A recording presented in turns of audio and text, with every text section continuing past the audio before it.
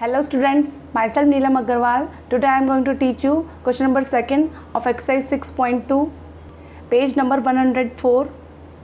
तो इस क्वेश्चन को करने से पहले आप एक्सरसाइज 6.2 का इंट्रोडक्शन पार्ट देख लें और थ्योरम 6.1, 6.2, 6.3, 6.4, 6.5 और 6.6 भी देख लें ताकि इस एक्सरसाइज के सभी क्वेश्चंस आप इजीली कर पाएँ.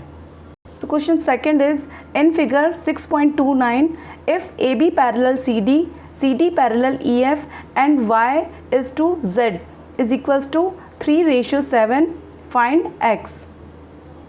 तो इस क्वेश्चन में हमें बताया है कि AB लाइन पैरेलल है CD के और CD लाइन पैरेलल है EF के.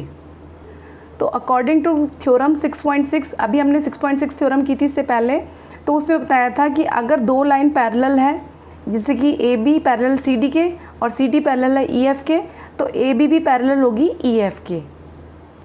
तो यहाँ हमने लिख दिया it is given that AB parallel CD and CD parallel EF. Therefore AB parallel CD parallel EF according to theorem 6.6 lines parallel to the same line are parallel to each other. इसका मतलब है कि जो AB है वो EF के parallel भी होगी और CD के पैरेलल तो है ही, तो ये सारी लाइंस एक दूसरे के पैरेलल होंगी. अब इस क्वेश्चन में हमें y और z का रेशियो बता रखा है 3:7 और हमें फाइंड करना है x. तो यहाँ सबसे पहले हम AB और CD पैरेलल लाइंस को देखेंगे. तो AB और CD पैरेलल लाइन को ये ट्रांसवर्सल मान लेते हैं T, ये इंटरसेक्ट कर रही है. तो ये दो पैरेलल लाइन के बीच में जो एक ट्रांसवर्सल के एक साइड पे जो एंगल्स बनते हैं वो हमारे को इंटीरियर एंगल्स होते हैं. और मैंने आपको इसके इंट्रोडक्शन पार्ट में बताया था कि को इंटीरियर एंगल्स का जो सम है वो होता है 180 डिग्री. तो हम यहाँ लिखेंगे now AB parallel CD and T is transversal.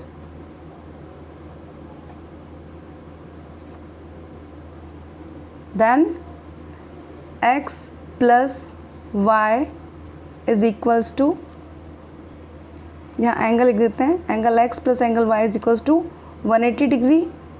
क्यों है रीज़न बताएंगे हम. सम ऑफ, यहाँ लिखेंगे sum of co-interior angle is 180 degree. अब यहाँ हम देखते हैं AB और EF लाइन को. तो AB पैरेलल है EF के, अभी हमने किया है.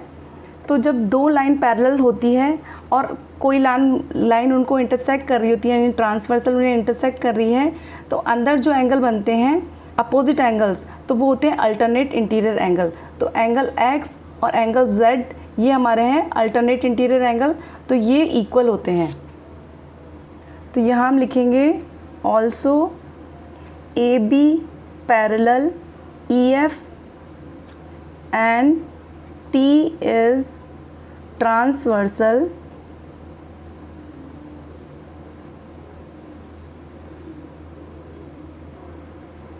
तो angle X is equals to angle Z और रीज़न हम देंगे अल्टरनेट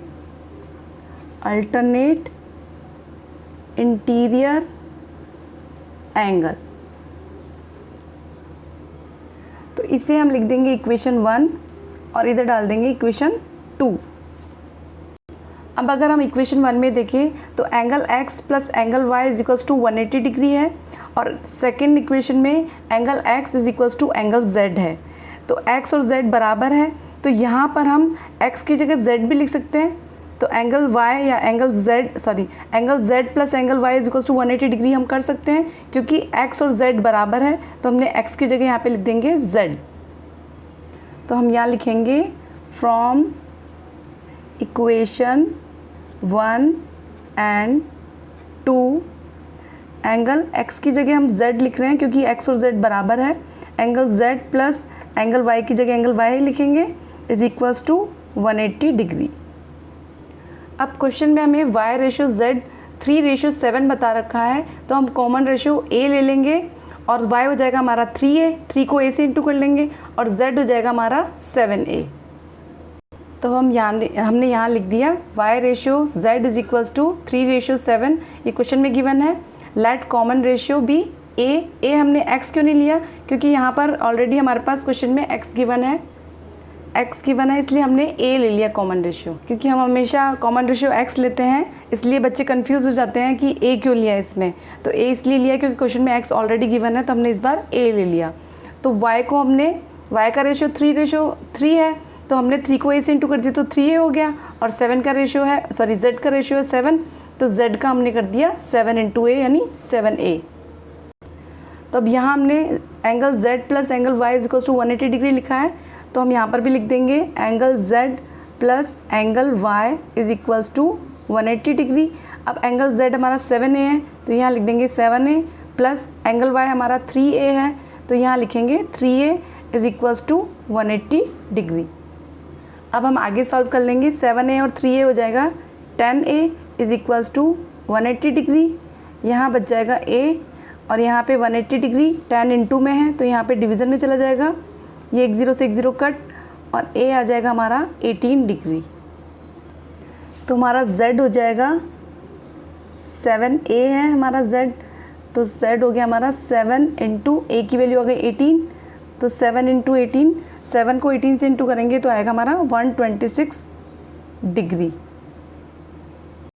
हमने यहाँ पे z का इसलिए निकाला क्योंकि x और z, x is equals to z, ये दोनों बराबर है और हमसे क्वेश्चन में x पूछा है, तो z जो निकलेगा वही x हो जाएगा, तो इसीलिए हमने पहले z का ही निकाल लिया है।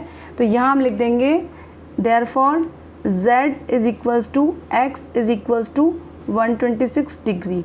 यही हमारा आंसर है, क्योंकि हमसे x पूछा है और z और x बराबर है, तो पहले हमने z निकाल लिया और वही हमारा x हो जाएगा।